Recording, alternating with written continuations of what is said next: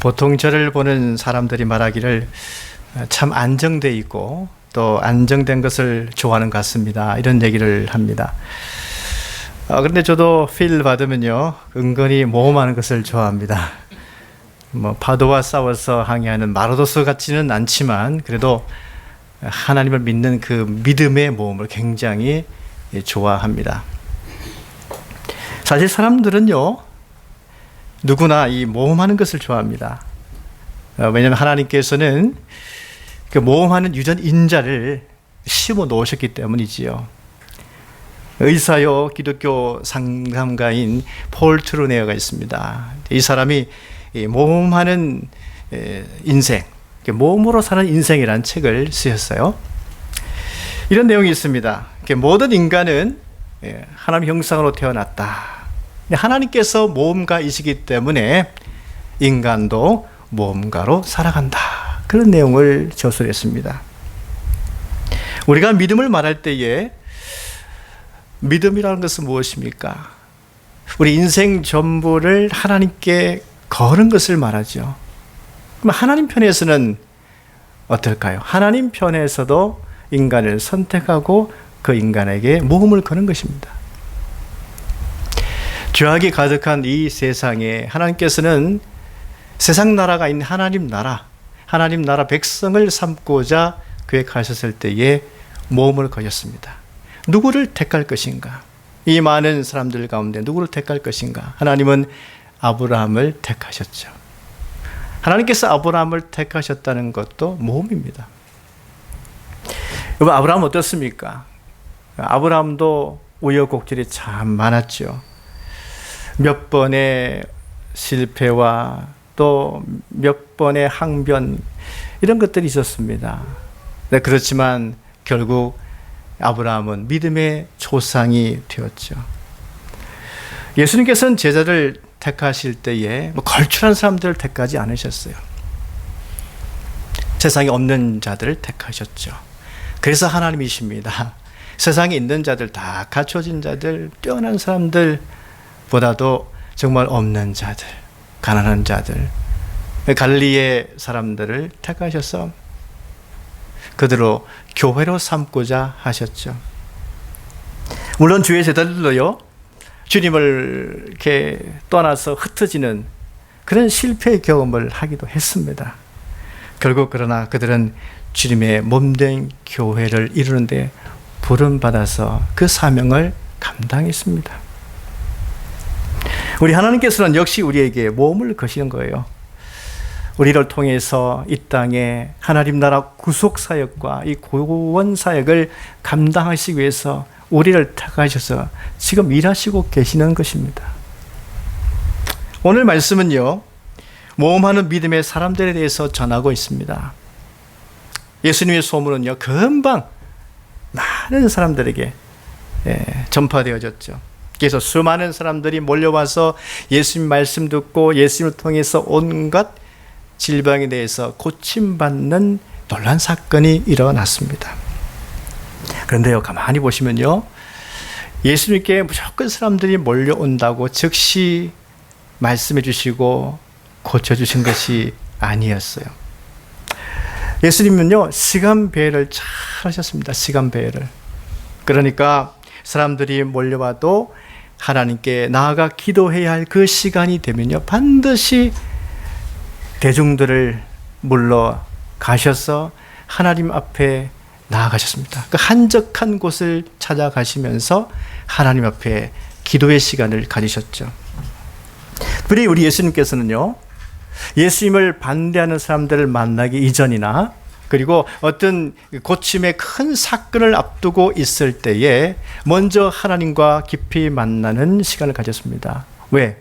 예수님께 있어서도 새로운 경험을 하기 이전에 기도가 필요했기 때문입니다. 우리도 마찬가지입니다. 어떤 새로운 경험을 하고자 한다면 먼저 하나님 앞에 나와 기도하는 시간을 갖는 것이 정말 중요합니다. 우리 예수님께서 어느 날 하루 어떤 한 집에서 말씀을 가르치고 계셨는데요, 아니나 다를까 그 자리에 누가 앉아 있었습니까? 바리새인들과 율법 교사들이 앉아 있었습니다. 그들은요, 갈릴리 마을에서도 오고 유다에서도 오고 저 도시 예루살렘에서도 내려왔습니다. 근데 각 지역의 대표격 되는 바리새인들이 내려왔어요. 예수님 당시의 바리새인들은요, 총 6,000명 정도 됩니다. 근데 이들은 성경과 율법을 가르치는 자들인데 그들은 자신들의 의에 대해서 대단히 자부심을 가지고 살았던 사람들이죠. 그러니까 일반 백성들과 구별된 사람이다. 그래서 바리새인이라는 자체가 분리된 자란 그런 뜻 아니겠습니까?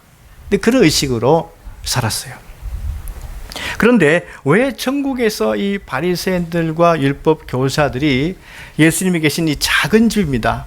유대 서민들의 집은 크지 않습니다. 그 작은 집에 다 몰려 앉아 있었을까요? 그 예수님의 소문 때문이죠. 예수님께서 전하시는 하나님의 말씀은 너무 은혜로워서 듣는 사람들이 은혜를 경험하게 된다 하는 이유와 두 번째는 예수님께서는 온갖 병자의 질병을 고쳐주신다. 이 두 가지 소문을 확인하기 위해서 이들이 예수님이 계신 곳에 찾아와 앉아 있었어요. 여러분, 그런데 이 작은 방 안에 예수님은 바리새인들과 율법 교사들만 있었던 것이 아니라 예수님에게는 능력이 함께 하셨어요. 무슨 능력입니까? 병을 고치는 주의 능력이 예수님과 함께 했다고 말씀하고 있지요. 왜 성경은 이 사실을 기록하고 있을까요? 왜 주의 능력이 예수님과 함께 하셨다고 기록하고 있을까요? 이 말은요, 예수님께는 주의 능력이 함께 하셨지만 율법에 능통했다 하지만 바리새인들과 율법 교사에게는 주의 능력이 함께 하지 않았다는 것을 말씀하고자 하는 겁니다. 왜냐면요, 그들은요, 자기 의에 빠져 있었던 사람들이었습니다. 자기 의에 빠져 있었던 바리새인들이기 때문에 남의 문제, 타인의 고통에 대해서는 또 타인의 아픔에 대해서는 전혀 관심이 없었어요. 자기 명성만 높아지면 그만입니다. 자기 영광만 구하면 그만이었어요. 말하자면 내가 존경받는 것만이 목적이었습니다. 나의 영광만이 목적인 사람들에게 하나님은 타인을 위해서 섬길 수 있고 타인의 고통을 해결해 줄 수 있는 그런 능력을 주시겠습니까? 만약 이 율법에 능통한 바리새인들, 율법 교사들이 얼마나 훌륭합니까? 성경을 많이 알고 있다는 뜻이죠. 거기다가 타인에 대한 사랑, 타인의 고통에 대한 마음과 관심을 가지고 내가 저들에게 도와주고 저들의 문제를 하나님께 가지고 나와서 치료에 도움을 주고 또 죄사함도 받게 해주고 하나님을 만나서 새 사람 되게 해줘야 되겠다 하는 이 사랑의 마음을 가지고 있었다면 하나님은 분명히 그들에게 주의 능력으로 함께 하셨을 것입니다. 그들을 사용했을 것입니다. 그러나 그들은요, 율법에 능통했지만 사람에 대한 관심이 없었어요. 가난한 자에 대한 관심이 없었습니다. 아픈 자들에 대한 관심이 없었습니다. 고통하는 자에 대한 관심이 없었습니다. 여러분, 우리가 복음서를 찾아보십시오. 바리새인들과 율법사들이 나타나 있는데요, 그 종교 지도자들이 죄인된 사람이나 가난한 사람들이나 고통당하는 사람들이나 아픈 사람들에게 한 번이라도 그들을 위해서 기도해 주었다는 것을 찾아볼 수 있습니까? 없어요. 그들은 도리어 고통당하는 사람들 멀리 있어요. 여러분, 예수님께서 오죽하셨으면 이웃을 사랑하라고 선한 사마리아인 비유를 말씀하셨겠습니까? 오죽했으면.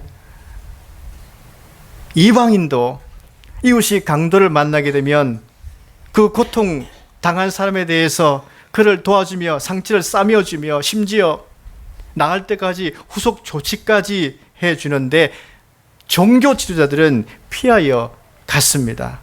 이것이 당시의 실태였다는 거예요.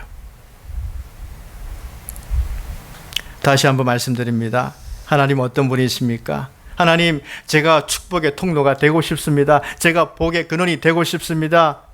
이곳의 아픔을 치료한 자가 되겠습니다. 이곳의 고통에 대해서 기도하겠습니다. 방황한 자들에게 복음을 전하여 새 사람 되게 하겠습니다. 이런 마음으로 살겠다고 구하는 자에게 하나님은 능력을 주시어 그를 통해서 일하기를 기뻐하십니다.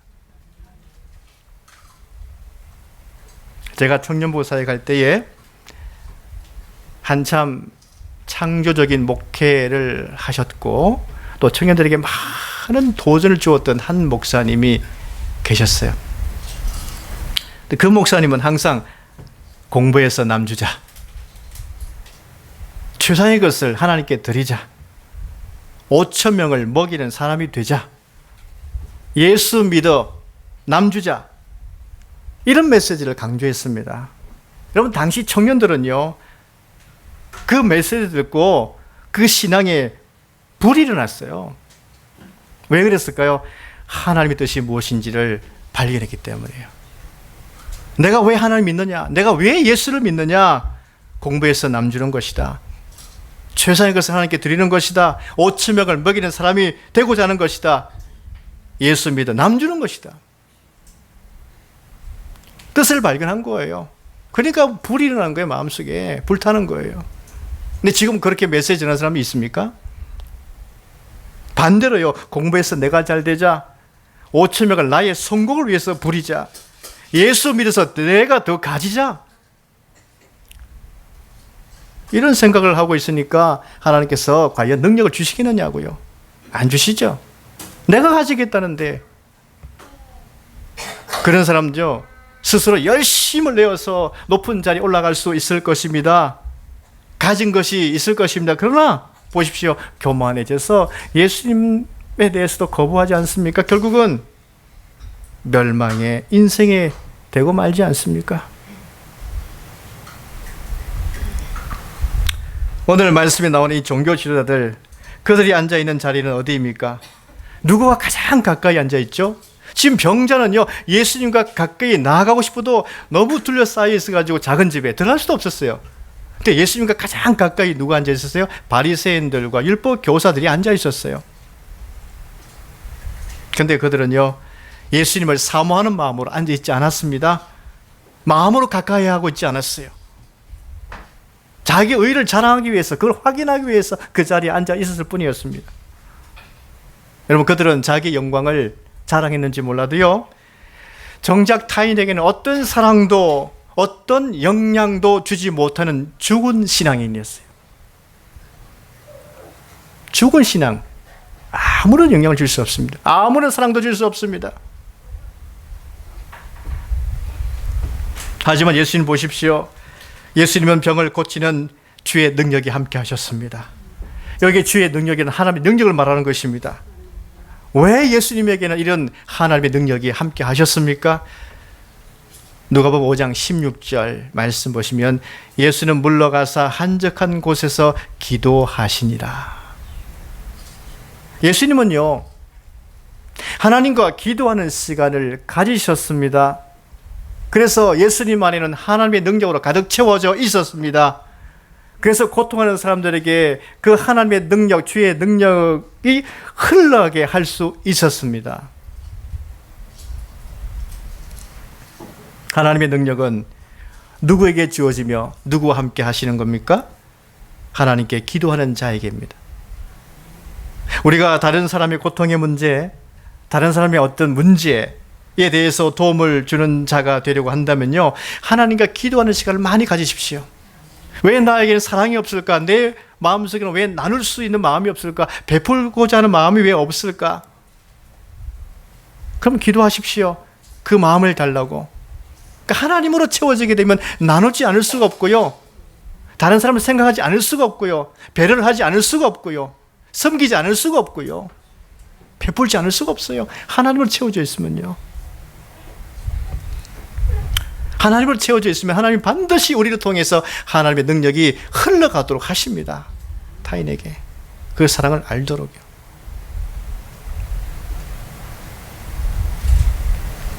드디어 자기 영광을 구하며 안주하는 사람들과는 달리 모험하는 믿음의 사람들이 등장하죠. 그들은 한 중풍병자의 침상을 메고 예수님이 계신 곳으로 왔습니다. 그동안 이 중풍병자는 어디에 의지하면서 살았을까요? 침상만을 의지하면서 살았어요. 여러분, 침상만을 의지하면서 산 인생 한번 생각해 보십시오. 어떤 희망을 가지고 살고 계실까요? 얼마나 힘들까요, 과연? 이들이 중풍병자를 침상채 메고 왔다는 것은요, 사실은 이 중풍병자는 별로 의지도 없었다는 얘기입니다. 이 네 친구가 처음에 설명을 했지 않았겠습니까? 예수님은 말씀의 권세가 있을 뿐만 아니라 온갖 질병을 다 고치는 능력이 있다네. 예수님께로 가자. 예수님께로 가면 평생 당신이 침상 위에서 거기 의지하면서 고통 가운데 살았지만 일어나 걸을 수 있는 역사가 있을 것이다. 예수님께로 가자. 아무리 말했지만 이 중풍병자는요, 뭐라고 했을까요? 손살에 치면서 괜히 바쁘신 예수님께 더 바쁘게 하지 말고 그냥 두게나. 어떤 분이 그래요. 목사님을 너무 바쁘게 하지 말라고. 목사님 바쁘신데 자꾸 찾아다니면서 더 바쁘게 하지 말라고. 근데 목사 바쁘지 않거든요. 얼마든지 기도해 드릴 수 있고 말씀 전할 수 있고 축복해 드릴 수 있고 그런 것입니다. 이 중풍병자가 아직은 믿음이 없다 보니까 괜히 예수님 바쁘게 하지 말고 더 바쁘게 하지 말고 그냥 두게나 의지가 없었던 것이죠. 그러나 이 네 친구는 정말 안타까웠습니다. 그래서 이 네 친구가 따로 의논했어요. 우리가 그냥 침상채 메고 가자. 여러분, 이 침상채 메고 간다는 것이 쉬웠을까요? 얼마나 번거로웠겠습니까? 그러나 이 네 친구는요, 믿음으로 예수님이 계신 그곳까지 메고 왔습니다. 여러분, 이 네 친구가 믿음으로 예수님께 침상을 메고 왔을 때에 그 오면서 얼마나 기대감을 가지고 왔을까요? 전 이 네 친구의 모습을 보면서 정말 말씀을 읽으면서 고맙다고 생각되어졌어요. 이런 친구가 있구나. 이런 모험하는 믿음의 사람들이 있구나. 이렇게 예수님께 데려다주는 친구야말로 정말 좋은 친구이다. 그를 구원받게 해주지요. 병을 고침받게 해주지요. 예수님 만나기 이전의 삶과 이후의 삶이 완전히 다른 인생으로 새 사람들에게 바꾸어 주지요. 진정한 좋은 친구입니다. 그죠? 우리는 이런 믿음의 사람들이 되어야 됩니다. 신앙의 유형은요, 두 가지 유형으로 나눌 수 있습니다. 첫 번째 유형은 관망하는 유형이 있어요. 여기서 나타나 있는 바리새인들과 율법 교사들은요, 믿음을 끌어주는 사람들이 아니었어요. 그저 관망하죠. 이 관망하는 신앙의 유형을 가지고 있는 사람들은요, 아무런 일도 만들어내지 못합니다. 그에게는 아무 일도 일어나지 않습니다. 주님은 관망하는 자들을 통해서 믿음의 역사를 일으키지 않습니다. 어디 잘 되나 보자. 이 관망하는 사람들에게는요, 어떤 일도 일으키지 않습니다. 그런 사람 되어서는 안 돼요. 또 다른 유형은요, 믿음에 불을 붙여주는 유형이 있습니다. 중풍병자를 메고 온 친구들이 예수님께 나와 보니 이미 많은 무리들이 집에 가득 몰려와 있었어요. 입구까지 꽉 메어져 있었습니다. 여러분, 웬만한 사람들이 몰려 있으면 양해를 구하면 모세기 열리듯이 말이죠. 그런 길이 열릴 수 있지 않습니까? 그런데 너무 초면하게 붙어 있으면요, 길을 열어줄 틈이 없는 거예요. 그러나 이 네 사람은 절망하지 않았습니다. 여러분, 뜻이 있으면 길이 있죠? 뜻이 있으면 길이 있습니다. 이들은 다른 사람들이 상상할 수 없는 방법을 생각해내죠. 모험적이고 창조적인 생각을 해내었습니다. 그것은 지붕 위로 올라가는 거예요. 유대 나라 사람들이 사는 집은요, 그 지붕이 진흙과 지프로 흙 벽돌로 만들어져 있고 단층 슬라브형으로 되어 있습니다. 그 지붕 위에 올라가 있어요. 외부 사람들도 그냥 올라가게끔 허용되어 있어요. 근데 바깥 계단이 있거든요. 근데 그 좁은 계단을 침상 메고 올라간다. 쉽지 않았을 것입니다. 그래도 올라가자. 그 믿음으로 올라가는 거예요. 그래서 그들은 침상을 달아 내릴 수 있도록 진흙과 지프로 덮어져 있는 것을 다 걷어내고 또 기와까지 다 걷어내었습니다. 그 다음에 그 침상을 예수님 앞으로 달아 내리는 거예요. 예수님께서는 즉시 그 모습 보고 반응하셨죠. 그들의 믿음을 보셨습니다. 그들의 믿음은 모험하는 믿음이었고 믿음에 불을 붙이는 믿음의 사람들이었어요. 그러니까 예수님께서도요, 그들의 믿음을 보시면서 감동하셨어요. 사랑하는 여러분, 한번 상상해 보십시오. 지붕 위에 어떤 소리가 나더니 하늘이 열리고 큰 구멍이 나더니 침상이 확 내려왔다고 생각해 보십시오. 사람들이요, 다 하늘 쳐다보고 있었겠죠. 예. 거기 앉아있던 사람들이 그 놀라움을 금치 못했을 거예요. 그들은 침상만 보았겠습니까? 그 지붕 위에서 그 달아내리는 그 네 사람의 모습을 보지 않았겠어요? 근데 예수님은 그 네 사람뿐만 아니라 그들의 믿음을 보셨다는 거예요. 모험하는 믿음, 창조적 믿음을 보셨다는 거예요. 모험하는 믿음이란 누구에게 나아가는 것입니까? 어떤 방해물이 있을지라도 예수님 앞에 나아가는 것이 바로 모험하는 믿음입니다. 아무리 시간적으로, 환경적으로, 여건적으로, 심리적으로 모든 조건이 예수님께 나올 수 없는 그런 열악한 상황일지라도, 내가 너무 힘들어서 주저앉고 싶을지라도 예수님께 나오는 것이 바로 모험하는 믿음이에요.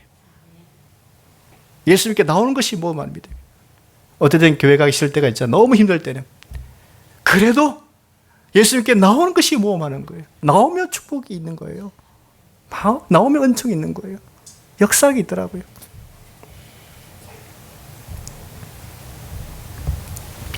예수님께서 즉시 말씀하셨죠. 이 사람아, 내 죄사함을 바라느니라. 이 병자는요, 예수 말씀을 믿었을까요? 믿었습니다. 왜냐하면 믿음의 불을 붙여주는 그 내 친구의 믿음 때문에 그 믿음 역사가 그에게도 일어났던 거예요. 왜 예수님께서 먼저 이 사람아 내 죄사함을 바라느니라 이 말씀하셨을까요?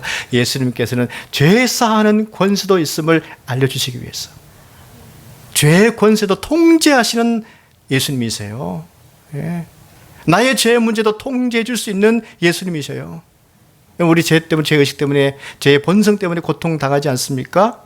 예수님께 의지하면요, 예수님께서 내 속에 있는 죄의 본성을 내가 다루지 못해서 힘들어할 때에 주님께서 좌정하셔서 붙잡아 주시고 통제해 주시고, 그래서 우리를 건져 주시고 벗어날 수 있도록 해 주시는 거예요. 죄사함의 말씀 믿고 있는 병자에게 예수님께서 계속 말씀하십니다. 일어나 내 침상을 가지고 집으로 가라.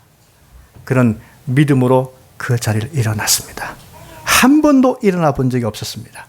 근데 그 믿음의 말씀 때문에, 믿음의 불을 받은 그는 그 자리에서 일어났어요. 누웠던 침상 들고 하나님께 영광을 돌리면서 자기 집으로 돌아갔어요.